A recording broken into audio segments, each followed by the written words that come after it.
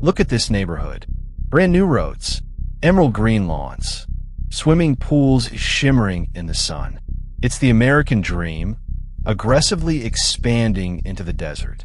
Real estate here has doubled in value in just 5 years. People are bidding over asking price.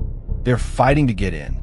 But if you zoom out, if you look just past that last row of stucco houses, you see the truth. It's all built on dust. Right now, every headline is terrified of the Federal Reserve. Investors are obsessed with interest rates. They're tracking inflation data down to the decimal point. They think the next housing crash will come from Wall Street, just like the last one. They're looking in the wrong direction. The next housing crisis isn't financial. It's physical. It's happening slowly right now beneath our feet, and it is targeting the fastest growing, most hyped real estate markets in America. For 100 years, we defied geography. We built massive, sprawling cities in places that were never meant to support human life on this scale. We did it by engineering miracles. We dammed mighty rivers like the Colorado. We drained ancient aquifers deep underground. We treated water like it was infinite, like air. But water isn't air. It's a commodity. It is finite. And the national account is disastrously overdrawn. Look at the American Southwest, Arizona, Nevada, Southern California. This entire region, an economic powerhouse, is powered by the Colorado River.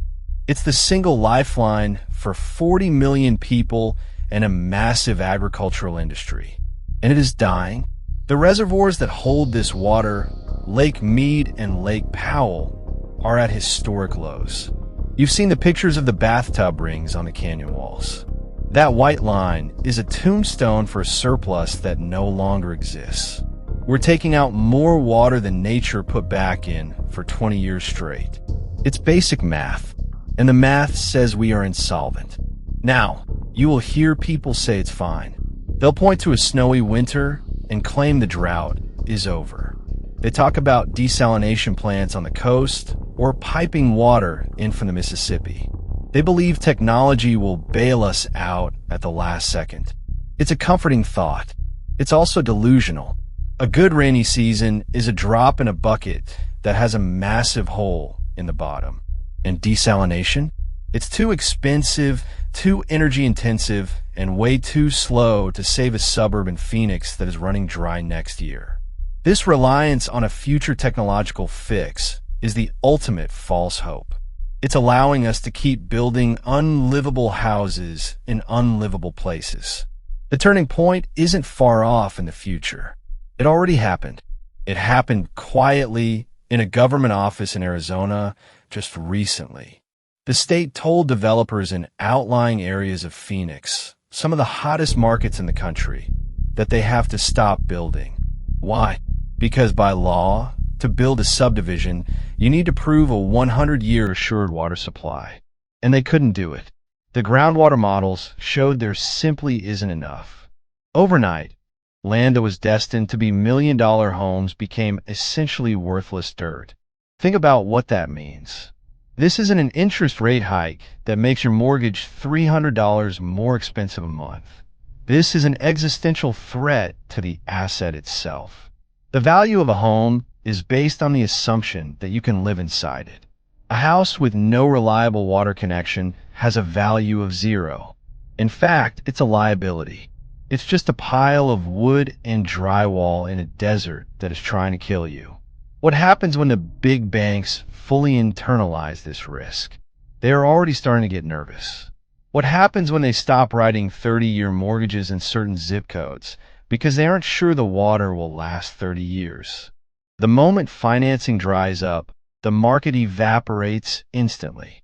What happens when you try to sell your desert oasis 5 years from now? The buyer pulls up the disclosure documents. They see that the district is on emergency water rationing. They see that the water bill is $500 a month and rising. Are they going to offer you asking price? Are they going to offer you anything at all? We have to stop looking at this as just an environmental issue. It is a hard-nosed financial reality. Water is the ultimate currency. You can print trillions of dollars. You cannot print a single gallon of water. We are entering a new era of real estate. The value of property will no longer be dictated solely by granite countertops, good school districts, or low taxes. It'll be dictated by access to a reliable tap. The map of investable America is being redrawn right now based on hydrology. The massive migration patterns of the last decade are about to reverse. People move south and west for sun, space, and cheap living. They're going to move back north and east for basic survival.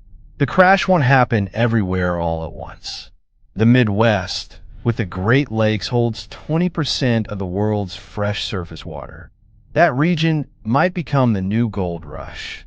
But for the millions of people living on borrowed time in the arid West, the clock is ticking louder every day. The question isn't if the tap runs dry, it's when. And when it does, who is going to be left holding the bag?